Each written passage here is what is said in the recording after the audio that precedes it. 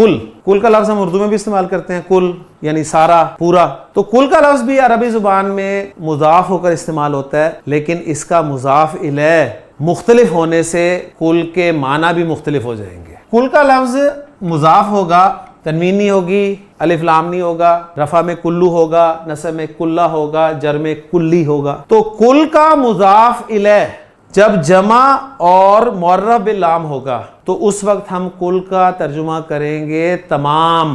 الطلاب جمع کس کی ہے؟ الطالب کی, اور معرب باللام الف لام لگا ہوا ہے تو کل الطلابی کا ترجمہ ہوگا تمام طالب علم, کل الکتبی تمام کتابیں. اس کے بعد دوسری صورت ہے کلو کا مضاف الیہ واحد اور نکرہ ہوگا تو ہم کل کا ترجمہ کریں گے ہر یا ہر ایک.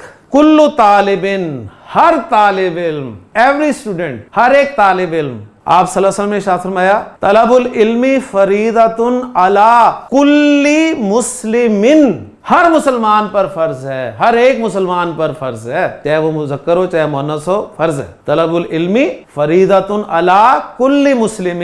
اسی طرح اللہ تعالیٰ نے قرآن مجید میں ارشاد فرمایا ان اللہ علی کل شیء, اللہ تعالیٰ ہر چیز پر قادر ہے.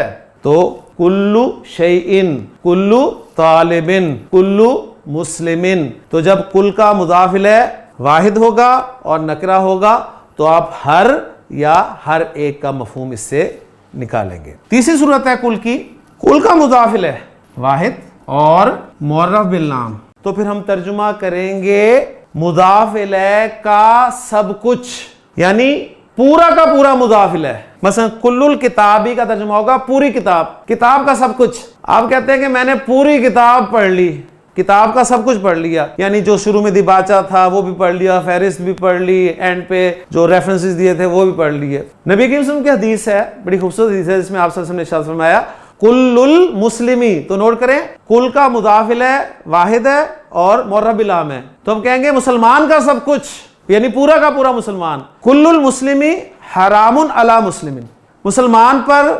مسلمان کا سب کچھ حرام ہے.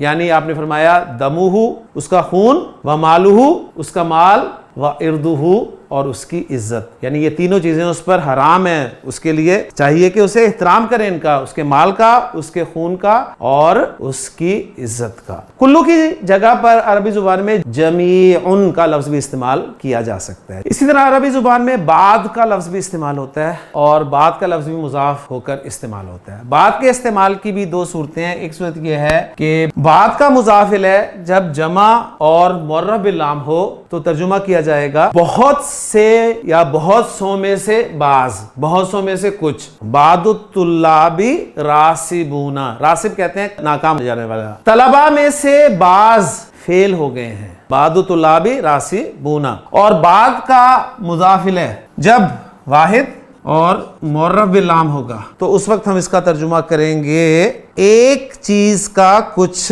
حصہ. بعض الکتابی کے معنی ہوں گے کتاب کا کچھ حصہ. آپ کہتے ہیں قراتو, میں نے پڑھا, بعدل کتابی, کتاب کا کچھ حصہ. تو بعد کا استعمال بھی الحمدللہ آپ کو پتہ چل گیا, قرآن مجید میں حدیث میں استعمال ہوگا تو انشاءاللہ آپ اس کا ترجمہ صحیح طریقے سے کر سکیں گے. اسی طرح عربی زبان میں اکثر کا لفظ مضاف کے طور پہ استعمال ہوتا ہے, اور اکثر کن معنی میں استعمال ہوتا ہے؟ اکثر و بیشتر. جیسے قرآن مجید میں اللہ تعالیٰ نے ارشاد فرمایا اکثرہم غافلون, ان میں سے اکثر غافل ہیں. عربی زبان میں غیر کا لفظ جو ہے یہ بھی مضاف ہو کر استعمال ہوتا ہے, سوائے کے معنی میں ہم زیادہ استعمال کرتے ہیں. اس کے حوالے سے ایک ہی پوائنٹ ہے جی, وہ میں آپ کے ساتھ شیئر کر دوں. غیر کا لفظ جب مضاف ہو کسی معرفہ کی طرف بھی, ہم نے یہ پڑھا ہے نا کہ اگر کسی نکرہ کو آپ معرفہ کے ساتھ ریلیٹ کر دیں تو وہ نکرہ بھی معرفہ ہو جاتا ہے, لیکن غیر کا لفظ کسی معرفہ کے ساتھ بھی ریلیٹ ہو جائے تو وہ نکرہ ہی رہتا ہے, غیر نکرہ ہی رہے گا.